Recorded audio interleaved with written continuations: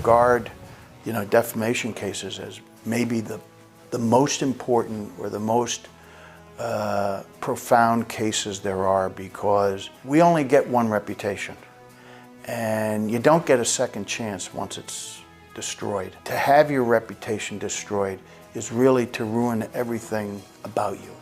It ruins you, it ruins your family's view of you, it ruins your neighbor's view of you. You go to a party, you don't know who's looking at you sideways because they heard, you're a this or you're a that. It is an extraordinarily difficult thing to live with. And for that reason, when we represent defamation clients, it really is the most profound type case we could be handling.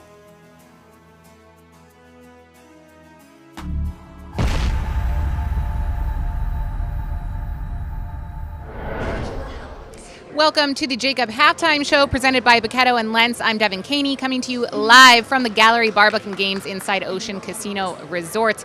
I'm joined by my colleague Marc Farzetta in Philadelphia. Marc, Eagles lead the Steelers 21-10 at the half. I'd say pretty good half. Am I getting spoiled that I'm a little bit upset that we let the Pittsburgh Steelers put up 10 points? Maybe. I don't know. What do you think?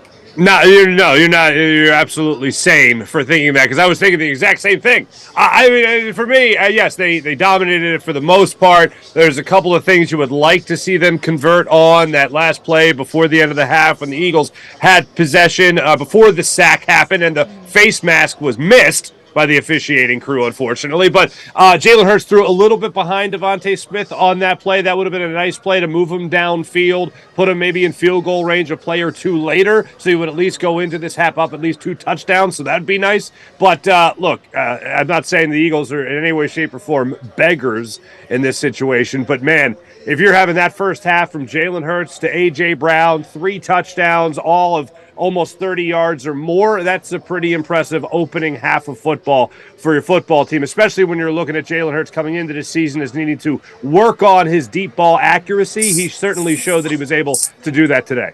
Yeah, A.J. Brown really took over that whole first half, 3 touchdowns, 2 of which were pretty much identical on the right side of that end zone, over 25 yards each.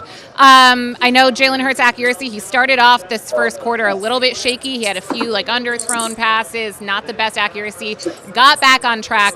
So keeping that in mind with this offense, if anything, what needs to improve or what needs to stay consistent, as we know the Eagles do not like to do throughout this second half? I think it would make us feel a lot better if you saw some more sustained drives. The Eagles have been capitalizing with big plays, which is great. I would love to see them come out and score early in this second half as well, something we haven't really seen them do. They just got done their best quarter, which we all know is the second quarter. And to use this stat again, they score 70% of their points in the second quarter. So third quarter, come out, don't make this a game. Absolutely put the Pittsburgh Steelers away. That's what I'd like to see. Maybe one more big play, and then after that, let the run game do their thing to run that clock down and take control for the rest of this game.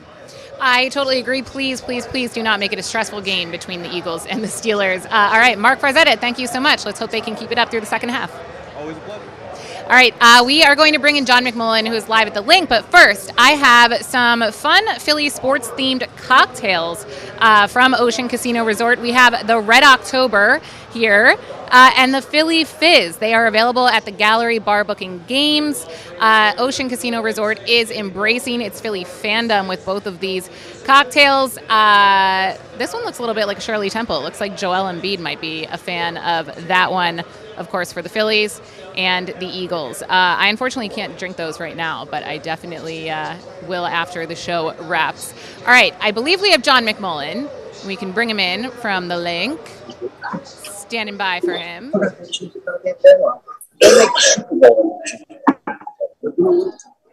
Devin, you got There he is. There he is. Yes, I do have you.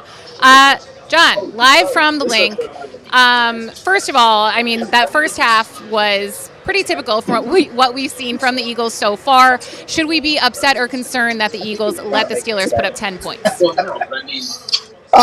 No, I wouldn't be concerned.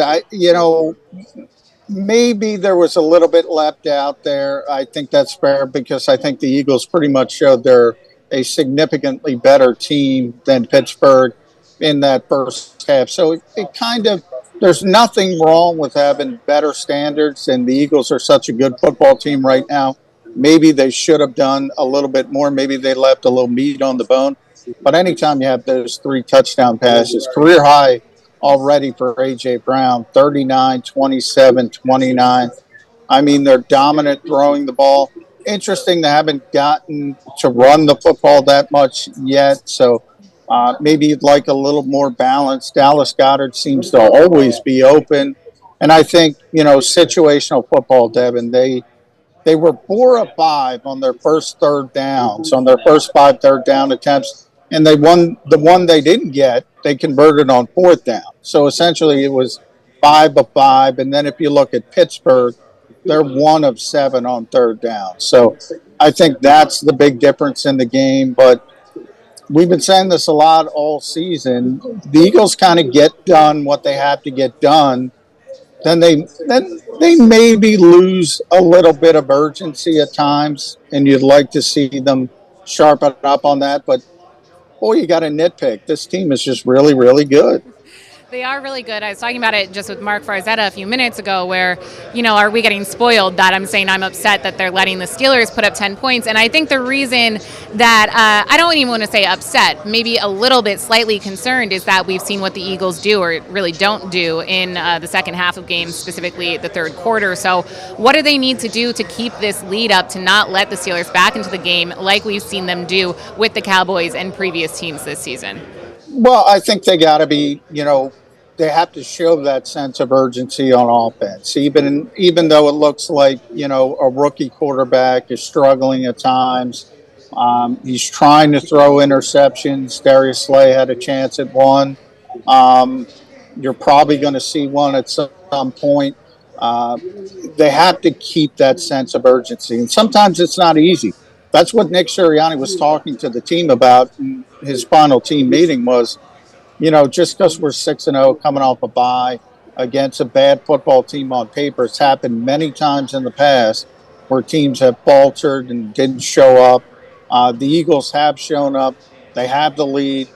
They just have to finish the game. All right. Well, let's hope that they can do that. John McMullen, thank you so much. You will be joining us again after the game on the Pond Hockey postgame show. Thanks, John. Thank you, Devin. All right, stick around. Here is a message from our partners on how you can win World Series games. I know they're the hottest ticket in town, but Phillies Astros coming back to Philly starting tomorrow. So stay tuned, figure out how you can enter for a chance to win some World Series tickets. Philly sports fans, I'm Tom Giordano from Pondley Hockey Giordano. First and foremost, thank you for watching the Pondley Hockey postgame show. But right now, we're giving away tickets to the World Series. Follow Pondley Hockey on Instagram and check out our posts for your chance to win tickets to all 3 Phillies home games. Go Phillies and go Birds.